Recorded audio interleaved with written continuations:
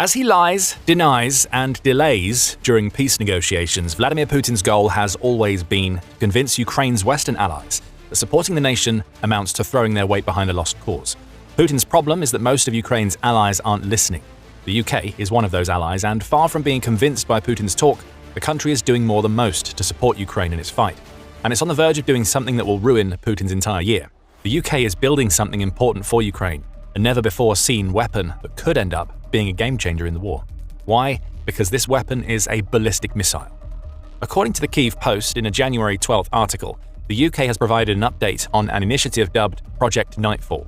Under this initiative, the UK aims to produce a ballistic missile capable of traveling over 500 kilometers or 310 miles while resisting electronic warfare countermeasures, specifically for use by Ukraine against targets in occupied Ukraine and on Russian territory. The missile that will be developed under the project has taken a step closer to becoming a reality, as the UK has announced a competition among several defense contractors. The winner will have proven it can build the missile and will receive the go-ahead, along with the lucrative funding that comes with it to get to work on production. The UK's Minister for Defence Readiness and Industry, Luke Pollard, says that the UK Ministry of Defence aims to find 3 development teams, all of which are to receive a £9 million, or about $12 million contract to design, develop and deliver their first 3 missiles under Project Nightfall within the next 12 months for initial test firings. If one of those 3 teams is successful, that team will be then contracted to build 10 missiles per month. In a joint statement released alongside the UK's Secretary of State John Healey, Pollard has also confirmed that many of these missiles will end up in Ukraine's hands, though their development will also influence the future of the UK's armed forces. Nightfall is a project focused on rapid prototyping, spiral development, resilience to electronic warfare, and the ability to scale manufacturing quickly, particularly in the UK, the joint statement reads. Whilst aimed at supporting Ukraine, Nightfall will also inform future UK armed forces long-range strike projects, the duo adds. Project Nightfall isn't brand new.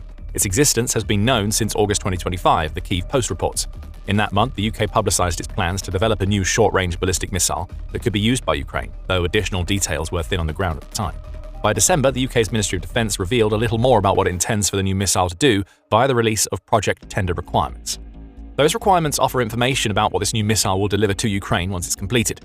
Military confirms the intended 500-kilometre range, which is interesting in its own right. Assuming that range is reached, or, as the UK intends, exceeded, that would mean the Project Nightfall missile will be able to travel about twice the distance of the export variety of the Storm Shadow missiles the UK has already provided to Ukraine. Per Army recognition, the new missile would also come close to matching the 560-kilometre or 347-mile range of the domestic version of the Storm Shadow.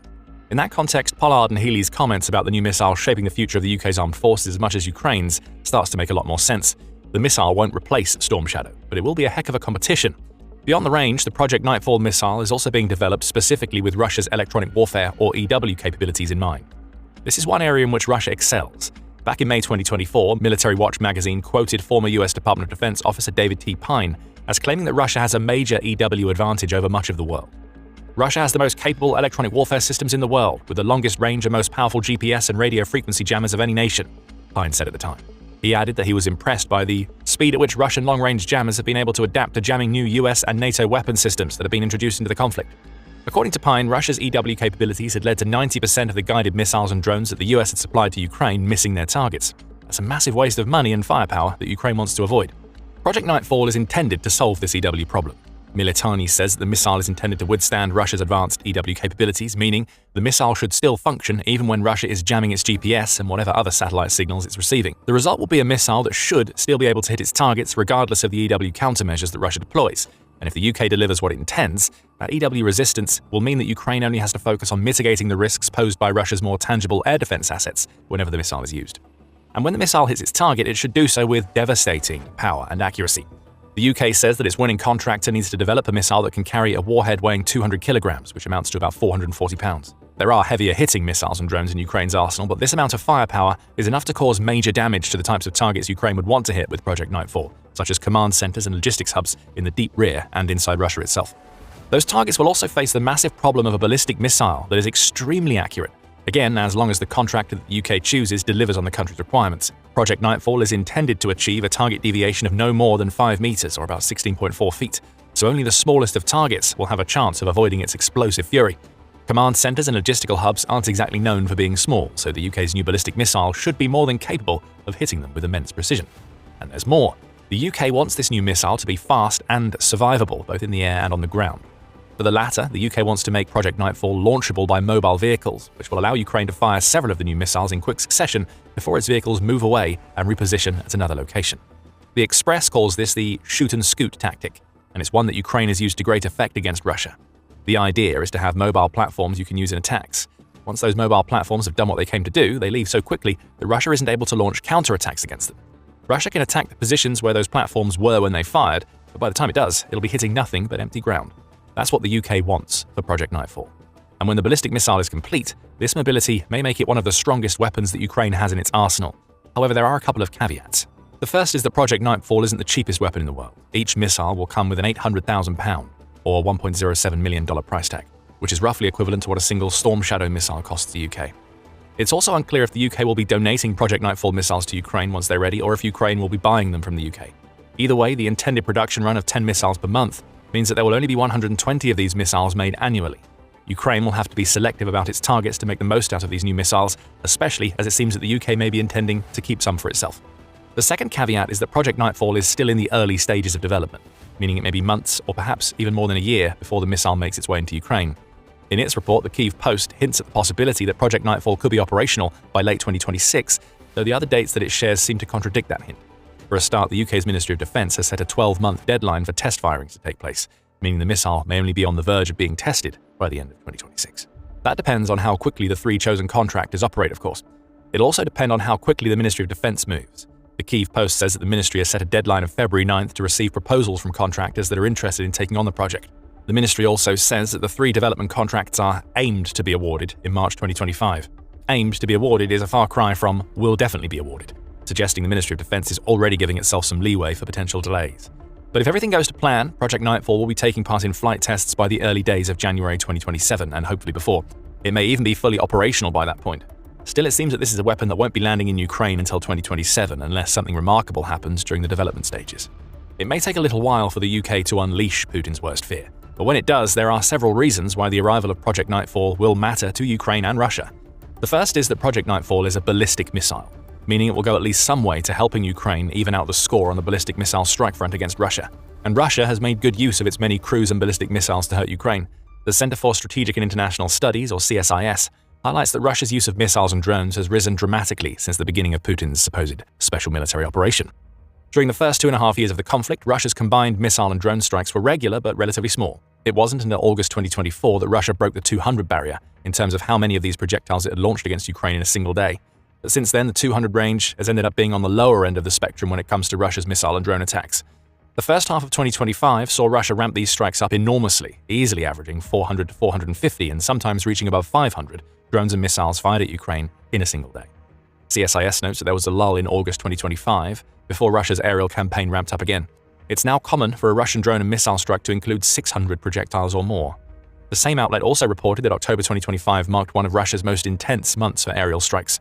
It noted that Putin's forces unleashed about 5,300 Shahed-type drones against Ukraine in that month alone, along with 74 cruise missiles and 148 ballistic missiles.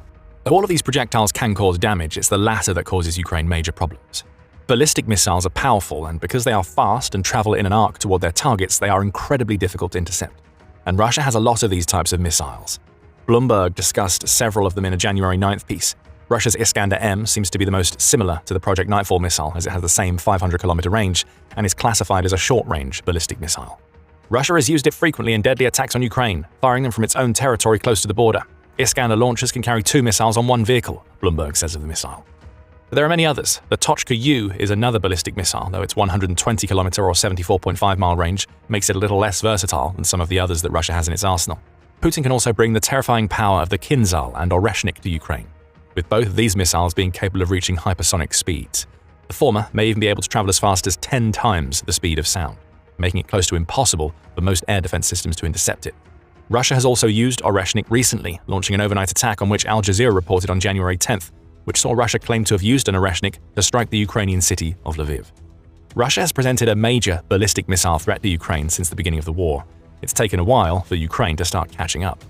In fact, it's still trying to catch up, as the majority of Ukraine's ballistic missile threat comes from the missiles that it's received from its Western allies. The Bloomberg article we mentioned earlier makes mentions of both the Storm Shadow and ATACMS. Storm Shadows come from the UK, or from France with their alternate name of Scalp, whereas ATACMS comes from the United States. Both are only available to Ukraine in limited quantities, with ATACMS also coming with strings attached, as we'll get to in a moment. As for Ukraine's own ballistic missiles, they exist, but they are only recently starting to poke their heads out. The Kyiv Post says that Ukraine also has access to some Tochka-U ballistic missiles, which are Soviet-era weapons that were likely left behind in Ukraine when the Soviet Union collapsed. However, the low range of these missiles means they're only really useful to Ukraine for attacks on border territories or in the Russian rear in occupied Ukraine. Domestically, Ukraine has focused far more on building drones than it has on its ballistic missile production, though that is slowly starting to change.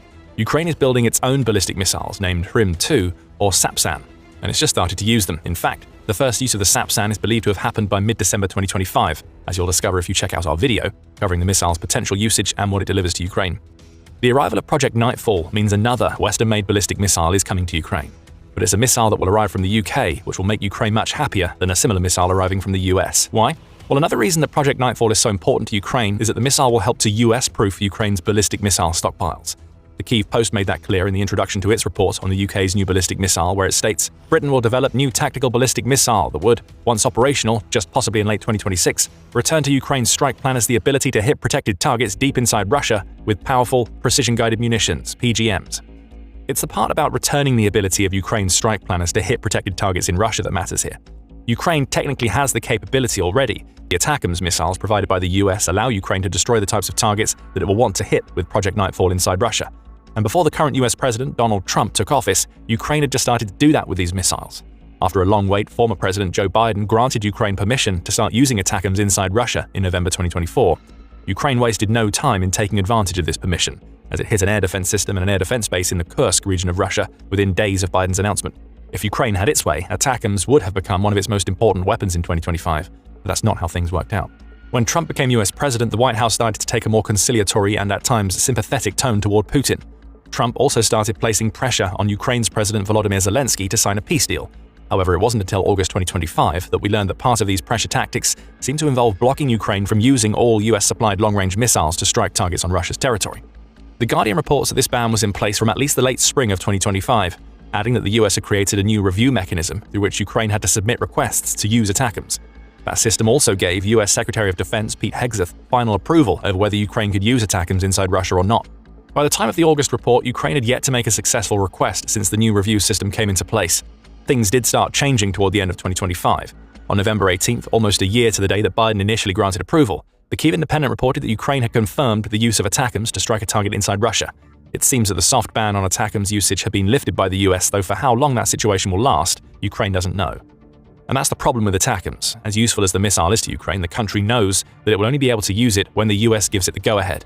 It only takes the political wind changing, as it's done so many times since Trump took office, for the US to go from saying yes to ATACMS usage to banning it again. One of the goals of Project Nightfall is to ensure that Ukraine can continue carrying out long-range strikes using ballistic missiles, regardless of Ukraine's relationship with the US at any given time. The UK even touched on this in a statement where it said, Nightfall is intended to provide Ukraine with a powerful, cost-effective long-range strike option with minimal foreign export controls. With fewer export controls comes a greater ability on Ukraine's part to use Nightfall for its intended purpose. No wonder Putin is afraid of the UK's new weapon. It ensures that Ukraine can maintain its already effective deep strike strategy with a ballistic missile, the use of which isn't beholden to the whims of the US government. Even without Nightfall, Ukraine has proven itself more than capable of hurting Russia at range with its own drones and missiles. It did just that in response to the Russian Oreshnik attack that we mentioned earlier. Ukraine's devastating revenge was instant, wide-ranging, and destructive. You can find out all about it in our video. And if you enjoyed this video, remember to subscribe to The Military Show for more coverage of the latest Western weapons due to arrive in Ukraine. And thank you as always for watching.